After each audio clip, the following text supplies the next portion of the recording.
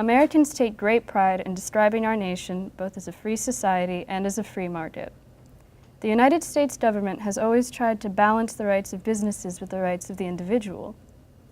This conflict has been the basis for landmark legislation over and over again, from the Square Deal to the New Deal and beyond. The relationship between workers and management in the United States has radically shifted over time, and is poised to shift once more as the Supreme Court attempts to make a decision in the milestone case brought against Abercrombie Fitch. In 2008, a 17-year-old Muslim woman named Samantha Eloff applied for a sales position at an Abercrombie Fitch store in Tulsa, Oklahoma. After initially receiving a high score during her interview with the store manager, she was ultimately rejected on the grounds that she didn't fit the Abercrombie company's look policy. Eloff, who wears a hijab, was told by manager Heather Cook that Abercrombie Fitch employees are not permitted to wear hats at work. Religion was not discussed during the job interview, though Cook later admitted she had assumed that Eloff wore the scarf for religious reasons. Regardless, Cook declined Eloff for the job. The U.S. Equal Employment Opportunity Commission, or the EEOC, has taken up a lawsuit on Eloff's behalf, arguing that the actions of Abercrombie employees amount to religious discrimination.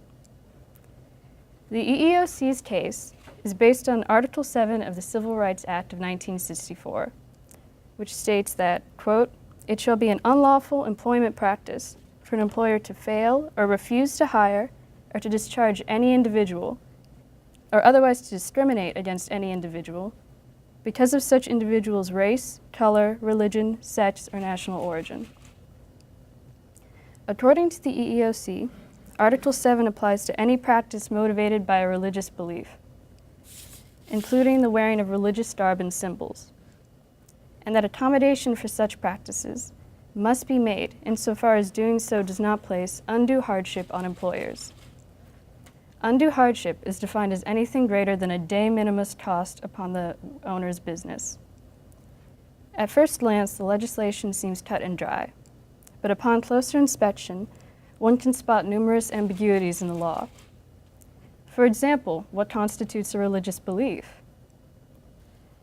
Must employers really tolerate anything an employee does if he claims he does it for a religious reason? Returning to the Civil Rights Act, the term religion includes all aspects of religious observance and practice as well as belief, unless an employer demonstrates that he is unable to reasonably accommodate to an employee's or prospective employee's religious observance or practice without undue hardship. The EEOC also defines religious beliefs as all aspects of religious observance and practice, both those of organized and obscure faiths. The Commission expands the definition within its own documentation to even secular beliefs on morals and ethics, which are sincerely held with the strength of traditional religious views. The sincerity of religious and moral beliefs are usually not called into question in religious discrimination cases, as there is no clear protocol to determine it. The EEOC recommends employers who question the sincerity of an employee's belief ask an applicant or employee for the information reasonably needed to evaluate any requests for religious accommodation. If all this seems vague, it's because the law is vague. The law is, after all, written to accommodate every possible rights violation. The application of the law depends on careful and judicious interpretation. So one can fairly interpret the law as requiring that an employee's very strong beliefs, religious or moral, must be accommodated, providing doing so does not place an undue hardship on the company.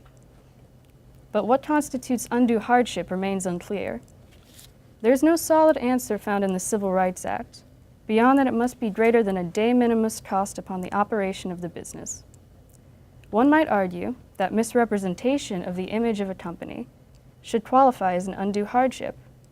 One could argue that distorting a company's image alienates its fan base, and in this way may place a profit hardship upon the company. Abercrombie Fitch turned down Eloff for a position at their store because her headscarf broke with their classic East Coast style. Whether or not the concept of this look is logical, do Muslims not exist on the East Coast? The Abercrombie Company absolutely has the right to try to create and enforce a dress code it feels reflects this look. But here we find the crux of the issue. Does Abercrombie & Fitch's right to cultivate a brand image outweigh the rights of its workers to express their beliefs?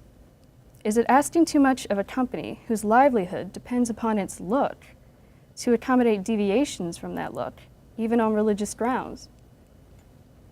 Any resolution to the conflicts between Eloff and Abercrombie must include a compromise between the interests of both parties. Private companies have the right to establish the environment of their own stores, down to the dress code. But Samantha Eloff's headscarf could not significantly change the image of the entire organization. Claiming that the detail of an individual's uniform threatens the image of the entire franchise is not credible. Therefore, the burden upon the company to accommodate is not an undue hardship. Abercrombie & Fitch could have accommodated dress code by requesting she don a headscarf in company colors, or they could expand their image to appeal to a more diverse, realistic, and representative group of college students.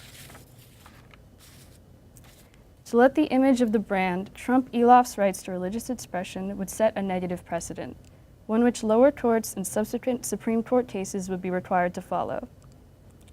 If the Supreme Court decides in favor of Abercrombie, it trivializes religious belief.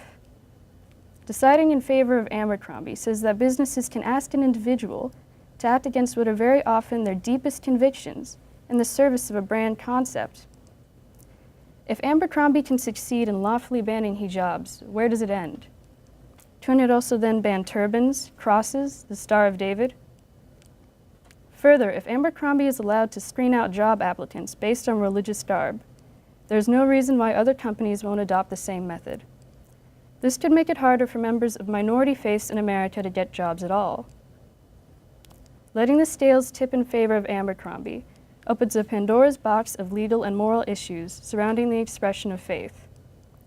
In order to fairly balance the interests of the company with that of the individual, a compromise should be made which allows for religious expression which does not stray too far beyond the set dress code.